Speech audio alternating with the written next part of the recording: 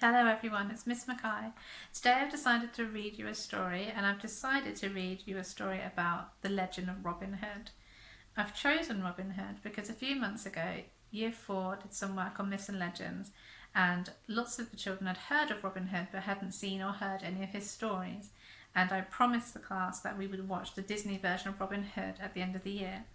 Just in case that doesn't happen, I've decided to read you the Disney version, Robin Hood and the Great Coach Robbery. I hope you enjoy.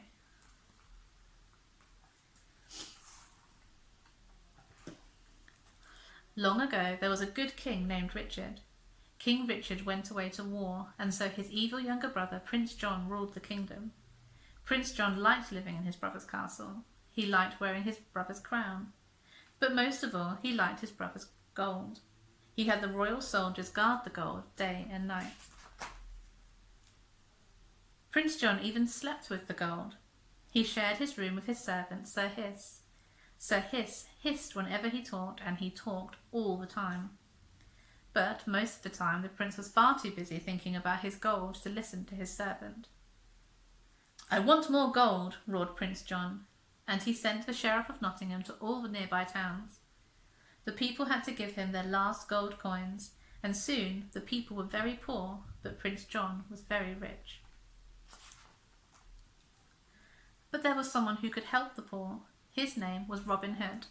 This one's Robin Hood. He lived in Sherwood Forest with his band of merry men who didn't like what Prince John was doing. "People don't have enough money to buy food," said Robin Hood's best friend, Little John.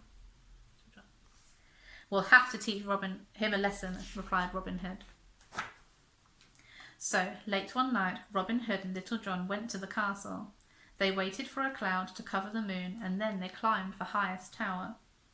"The guards are asleep," whispered Robin Hood, and the two friends sneaked into Prince John's bedroom. Prince John and Sir Hiss were fast asleep too, and so Robin Hood and Little John took all the gold they could carry. The next day, Robin Hood and Little John gave the gold back to the people and told them to use it to buy food and clothes. "Spend all of the money," Robin said, "and then the sheriff won't be able to take it back." Prince John still had a lot of gold, but now a little was missing, and that made him very angry. "Bandits are stealing my gold," he shouted. Prince John called for the Sheriff of Nottingham and told him to find the bandits. "Search until you find them," he ordered. The sheriff knew that Robin Hood was the thief, and so he and his soldiers searched Sherwood Forest. They looked behind trees, they looked under bushes, they looked everywhere except up. Robin Hood and Little John were hiding high in a tree. The sheriff couldn't find them anywhere, and so he returned to the castle empty-handed. Prince John decided that he would get more gold by himself, and so the next day he went out in the royal coach. The poor people had to give their gold back to Prince John, and soon the royal treasure chest was once again filled with gold. But Robin Hood and Little John were watching the prince, and Robin was given an idea. "Come on, Little John, we need to change clothes, quickly," Robin said, and the two friends raced back home.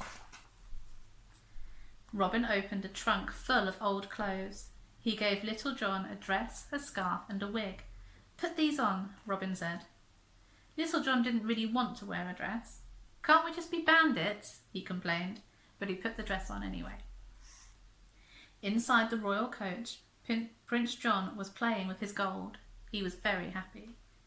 "You do have a talent for getting gold," Sir Hiss told him. The greedy prince grinned. "You know what I always say, rob the poor to feed the rich." Prince John and Sir Hiss laughed and laughed. Just then they heard someone calling. "Yoo-hoo, Prince John, may I tell your fortune?" cooed Robin Hood, sounding just like an old woman. Prince John loved to hear about himself, and so he shouted, "Stop the coach!" Sir Hiss didn't like the way the fortune tellers looked. "What if they're bandits?" he whispered. "Bandits in dresses? Really, Sir Hiss, you worry far too much," the prince said. Prince John invited the fortune tellers into the royal coach. He let them kiss his royal hand, and so Robin and Little John stole the royal jewels from the royal rings. Sir Hiss saw what happened, but Prince John did not. Sir Hiss tried to warn Prince John. Sire, did you see what they... Sir Hiss, stop tickling my ear, the prince snapped. Prince John grabbed Sir Hiss and tied him in a tight knot. Sir Hiss, you have hissed your last hiss, Prince John shouted. He stuffed Sir Hiss into a basket. Prince John put the lid on the basket, and then he sat on the lid. Robin Hood sat across from Prince John.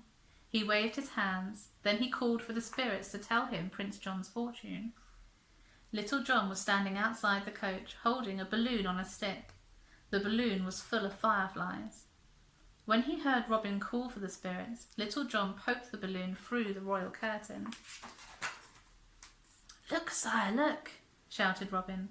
The spirits are here in a magic ball. Floating spirits, cried Prince John.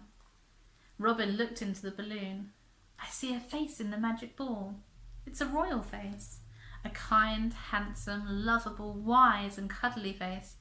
That's me, said Prince John. Robin told Prince John to close his eyes. You will have lots of gold and jewels, Robin said. While he talked, Robin passed sacks of gold to Little John. Little John noticed that the coach's hubcaps were also made of pure gold, and so he took them off the royal wheels. While Robin was pretending to tell the prince's fortune, Little John looked around. The royal guards were all asleep, and that gave him an idea. He quickly drilled a hole in the bottom of the treasure chest. Clink, clink, clink. The coins fell through the hole, and Little John took all of the gold. The royal guards remained fast asleep. Suddenly, Robin Hood jumped out of the coach. We're off, Little John, he shouted. The two friends ran back into the forest. They had the royal gold and the royal jewels. Robin even had the royal robe. When Prince John opened his eyes, the fortune tellers were gone, and so were his gold, his jewels, and even his robe. All Prince John had left was his royal underwear. I've been robbed, Prince John yelled. After them, you fools! The royal coach bearers ran, but there were no hubcaps holding the wheels on, and so the royal coach fell with a big crash. Prince John and Sir Hiss went flying out of the royal coach. They landed in a mud puddle with a loud splat. No, no, no! Prince John cried when he saw the hole in his treasure chest. Those bandits took all my gold! Sir Hiss hissed. I knew this would happen. I tried to warn you, but you wouldn't listen. Be quiet, the prince growled, or I'll tie you in another knot. Now the prince was really angry, and he stayed angry for a very long time. Back at the castle, he yelled at the Sheriff of Nottingham. Get me the names of those bandits. They're Robin Hood and Little John, said the sheriff. They're friends of the poor. They are outlaws, Prince John shouted. Find them and put them in jail immediately. But that never happened.